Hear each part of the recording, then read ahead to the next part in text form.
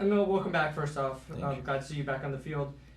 While we've been reporting on a lot of things, there are a lot of fans that have been confused about like your injury and things like that. Can you help us walk us through the recovery process and what you had to go through to get back onto the field? Yeah, I mean, it was a long process, a frustrating one, a hard one. It's the first time I ever had this kind of injury before. It was an injury where you had to be extra careful and to take care of yourself in a special way. And I think I understand that it raised some concerns. But all I did was to just be careful, trying to come back as good as possible in a good, best possible shape for the team. It was frustrating. I'm fit now, and I think that's the most important part, that I can go back and be 100% and not going back and maybe be at 80, 75 or 75, 85. Now I feel fully fit. I'm 100%, and no one feels more bad than me that it took time, but it was the best decision for me to come back so I can help the team in the best possible way. And of course, it was frustrating to not be with the team all this time, to be able to help the team. So I understand the frustration. I was as frustrated as well to not be able to be there with the team out there. But I'm back now, and that feels good.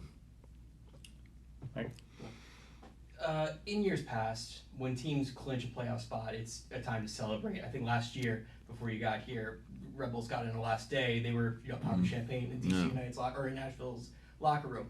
Just go. You're not going to celebrate, even though you clinched after last game. Can you just talk about in the locker room who kind of stepped up and took the tone of the room and made sure people weren't getting so out of it and letting the emotions like drag them down? Was there any one player who really stepped up for that? No, I think after the performance against the NYFC, you couldn't have anyone stepped up and be happy about a playoff spot. To be honest, I think we have to demand more from each other in every possible way. We play at the NYFC at home. We are 4-1 down in the halftime. I think it's unacceptable, and I think that was a good lesson for us. And it should and wouldn't. It can't be happening again.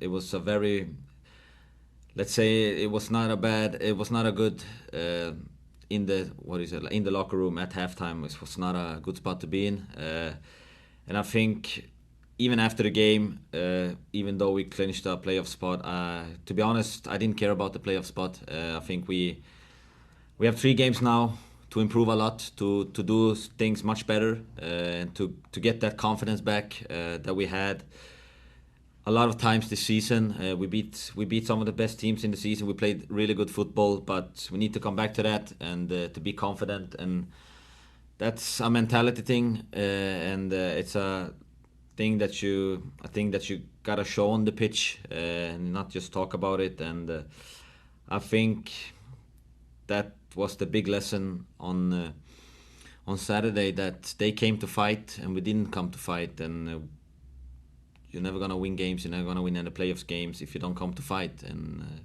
that's a lesson we're bringing with us, and we need to do better now in the last 3 games of the season to create a momentum and also just demand more from everybody. I think we played that game without emotions, without any intensity, and yeah, we need to do better. And we have 3 games to do it now.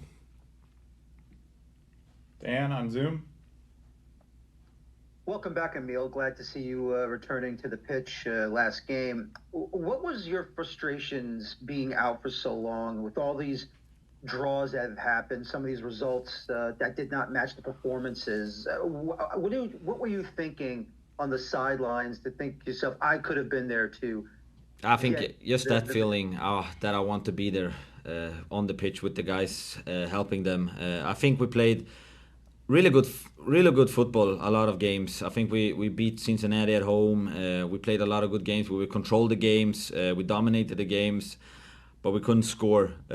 And that's part of the game. I think now what's important that we create this kind of what I talked about now for the last couple of games. We need that back. We need the confidence. We need the mentality. We need the dominant side of ourselves back on the pitch, because I think if we do that, the goals are gonna come, and the team is gonna create a kind of confidence back, and not think about this kind of draws too much. I think that's gone up to our head a little bit, and we need to get rid of that as soon as possible. Gary on Zoom. Hey, Emil. First of all, it was good to see you back rather than in the press row when you were slamming your fist on Yeah. the table. I was really worried about that. Yeah, no. But aside from that, being in charge of a young crew, being in front of a young team, and in many cases you've seen many of them play the games where they've dropped points and everything. Do you see yourself as a veteran presence where you can able to get the guys together and says, hey, I've been through this. I'm going to walk you through this issue and we can all get ourselves some 3 points. Do you see that coming now with less than 2 games and of course the playoffs, playoffs to come, where you can simplify things, where they can be more, when they can execute their plays with a lot more precision, a lot more be more clinical and such, especially in the final third? Yeah, of course. I mean, I've been playing European top football for 10 years. I've seen every situation. I mean, you learn from experience. I mean, these are young guys developing every day, trying to be better every day, and I can see that myself trying to improve every day. And we have a fantastic group of guys who want to do better every day. And I think with everything that's happened this season, I think it's gonna give them experience and give them confidence to do better, to learn, and to what to do next time. And that's what we're trying as a team to do together now. But of course, I'm trying to do the best I can from my side to help the team. We are a team. We're gonna do this together, and I think it's also, I understand there's a lot of frustration about the draws and everything. But if you look at the performance side on the most of those games, we should have won. It's easy to say now, but I mean, it's important that we as a team keep that feeling inside our team that we can win this game. We can beat the best teams in the league, and this is something we do good, and I think we can do even better. But in general, yeah, I mean, I'm trying. Everybody's trying. We're doing good. I understand the last part of the season was not optimal. It was not good. We know that, but we're working hard. We have 3 games left now, like I said, to create some momentum, to create some positivity, and to end on a high note. And that's what we're gonna do. And we're forced to do it because that's what we gotta do now and before the playoffs. So, I mean, it's our responsibility towards the fans, towards everybody, to deliver. And for me, myself, it feels good to be back, to help the team again on the pitch and not outside slamming the tables. So yeah, it's a good feeling being back. All right, last 3. We'll go Christian on Zoom.